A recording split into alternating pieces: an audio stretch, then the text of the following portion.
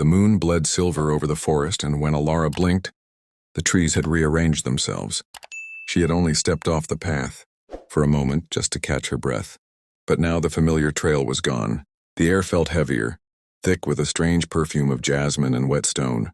Her lantern flickered weakly, struggling against the night, and that was when she saw it. An archway made entirely of silver light, suspended in the air like a doorway to nowhere. The shape shimmered, bending the air around it. It didn't seem possible, but it called to her, pulling at something deep in her chest. Her grandmother's warnings echoed in her mind, whispers of never follow, the moon's call, old stories of a labyrinth that only appeared once every century. A place where people entered but never returned. She told herself to turn back, to run, but the glow of the arch was hypnotic, and the air inside it seemed warmer, almost protective. With one hesitant step, she crossed the threshold. The forest dissolved into silence. The sky overhead was still lit by the full moon, but its light seemed sharper, brighter, casting long shadows that twisted like living things. Ahead of her stretched a maze of marble walls, smooth and pale as bone, glistening faintly as though they were wet. The corridors wound in impossible directions, some sloping upward into the stars, others vanishing into black pits. Alara tested the first path to her right, but the walls shifted as she walked. The marble rippled like water, and the ground beneath her hummed faintly, as if the labyrinth itself had a heartbeat. From somewhere far ahead she heard footsteps, not hurried, not hesitant, measured. Someone else was in here. "Hello?" she called, her voice echoing unnaturally far. The footsteps stopped. Then a whisper answered, not in front of her but behind. "Alara." Her blood ran cold. No one here should know her name. She spun around, lantern trembling in her grip. The corridor was empty, but the shadows on the wall were wrong. They didn't match her movements. One shadow lingered a moment too long, then slid across the marble, slipping out of sight. A sudden wind swept through the maze, snuffing out her lantern. In the pitch dark, the moonlight from above focused into a single beam, illuminating a path ahead of her. It seemed safe. But in the corner of her vision, the shadows were gathering, growing darker and taller. With her heart pounding, she realized something chilling. This labyrinth wasn't just a maze. It was watching her. The path of moonlight seemed like the only choice, but Alara moved cautiously, her fingers brushing the cold marble as she walked. The walls felt alive beneath her touch, faintly vibrating, like they were breathing. The silence was unnatural. Her footsteps didn't echo anymore. It was as though the maze had swallowed the sound whole. Then, without warning, the smooth marble shifted beneath her palm, rippling like liquid. Letters began to carve themselves into the stone, glowing faintly with silver light. "Turn back." Her breath caught. She stepped back, but the letters stretched and warped, rearranging into new words. "It is hungry." A chill crawled down her spine. She had no idea who or what had written the warning, but her instincts screamed that it wasn't a joke. She considered running back the way she came, until she noticed the silver archway was gone. Behind her now was just a wall of marble, perfectly smooth and unbroken. Something moved ahead, soft, deliberate, the sound of bare feet on stone. "Alara?" The whisper again. This time closer. She turned the corner sharply, determined to confront it, and froze. Standing at the end of the corridor was a figure, a man draped in tattered black robes, his face hidden beneath a hood. His skin, what little she could see of it, was pale and glowed faintly in the moonlight. In his hand he held a silver chain that trailed out of sight into the shadows. Before she could speak, the marble wall beside her shuddered violently. A deep guttural sound, half growl, half groan, rumbled through the labyrinth. The man's head turned sharply toward it, and his voice was urgent now. "You shouldn't be here." The silver chain tightened in his grip, and something massive shifted in the darkness behind him, its form too large and strange to fully see. Alara's instincts screamed to run, but the ground beneath her tilted suddenly, throwing her off balance. The walls warped, twisting into spirals, the marble's glow pulsing like a heartbeat. The man raised his hand toward her, palm open. "If you want to survive, follow the chain." Before she could decide whether to trust him, the labyrinth roared, an inhuman, echoing sound that rattled her bones. The walls began closing in, and shadows surged from the corners, reaching for her ankles like black vines. Her choices were clear: step toward the robed stranger and his mysterious chain, or be swallowed whole by the labyrinth's living shadows. Alara didn't think. She lunged toward the robed man, grasping the silver chain just as the shadows lunged for her feet. The instant her fingers closed around the links, a piercing hum rang through the corridor. The shadows recoiled, writhing and hissing as if the chain burned them. The man yanked her forward. "Don't let go. It remembers those who do." She didn't ask what he meant. They ran, the chain snaking endlessly ahead of them, vanishing into the next corridor. The marble walls around them quivered like disturbed water, shifting and reforming to block their way. Yet every time a wall rose, the chain would glow brighter, carving a narrow passage through. The air grew colder as they moved.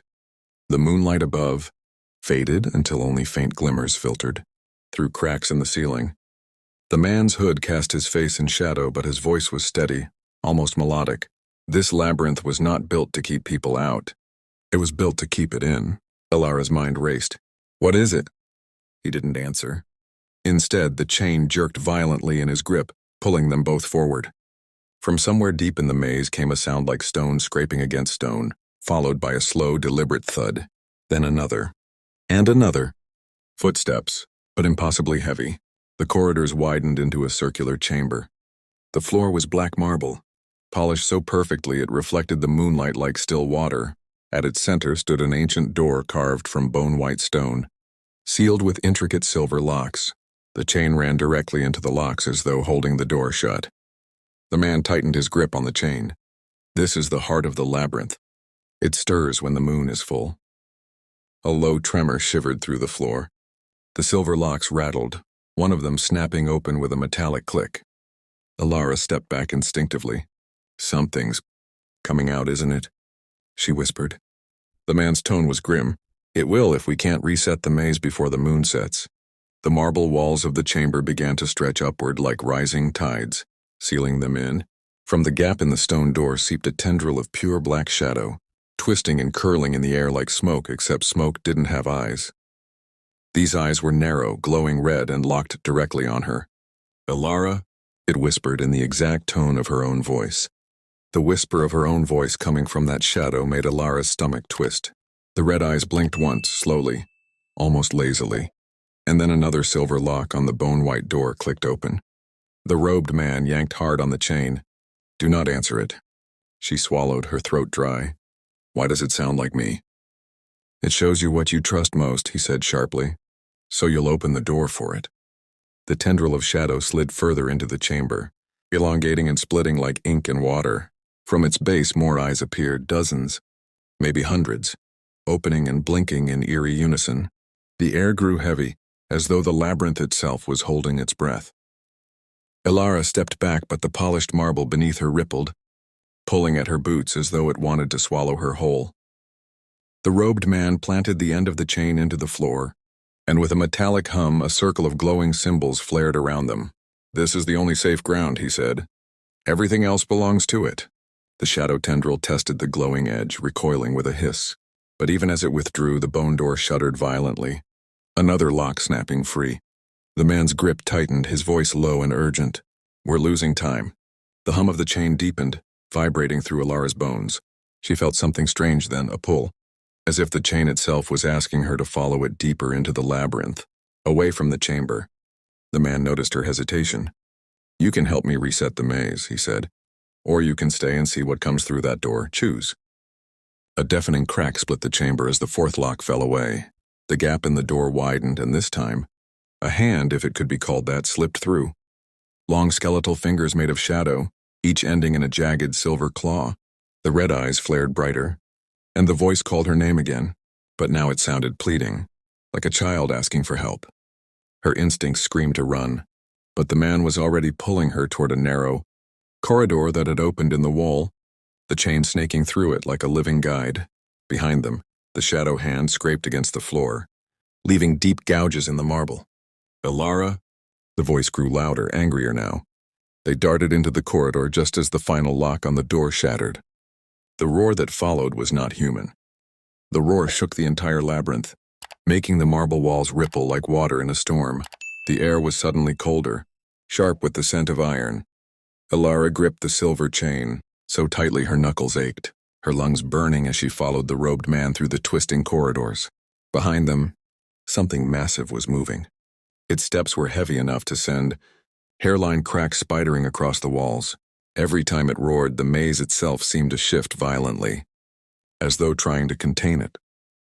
"We have minutes," the man said, voice taut with urgency. "When the moon dips, the labyrinth freezes in place. If it's not locked inside by then." He didn't finish the sentence, but Alara didn't need him to. The chain pulled them around a sharp corner into a vast, spiraling staircase that wound downward into darkness. The moonlight from above barely reached the top steps. The further they descended, the more the air seemed to thicken, pressing against her skin. The hum of the chain grew louder, vibrating in her bones until she thought her teeth might crack. At the base of the stairs was a circular platform etched with the same glowing symbols she had seen in the chamber earlier. The chain coiled across it like a living serpent, its links twitching and shifting into patterns she didn't understand. The man dropped to his knees, pressing his hands into the platform. "Hold the chain. Whatever happens, don't let go." Alara nodded, bracing herself. The platform began to spin, the symbols flaring brighter, casting dizzying shadows on the walls. The sound of the creature's approach grew deafening, each step shaking, the ground harder than the last. She could hear its claws scraping the marble, hear it breathing, feel the heat of its presence even from far above. Then, with a blinding flash of silver light, the labyrinth moved. She felt it shift, not just around them, but within them, like the very air had been rearranged. Corridors twisted, walls slammed into place, staircases folded in on themselves. Somewhere high above, there was a guttural scream of rage that cut off abruptly, swallowed by silence. The chain went slack in her hands. The man exhaled heavily, his shoulders sagging. "It's locked away. For now." Alara's legs trembled. What happens next time it wakes?" He finally looked up at her, and she caught a glimpse of his face. Pale, scarred, eyes like frozen glass. His answer was calm, almost resigned. "Next time, someone else will find the silver arch. And I hope to the moon they're ready to walk the labyrinth." The moonlight above flickered once, and the silver chain dissolved into nothing.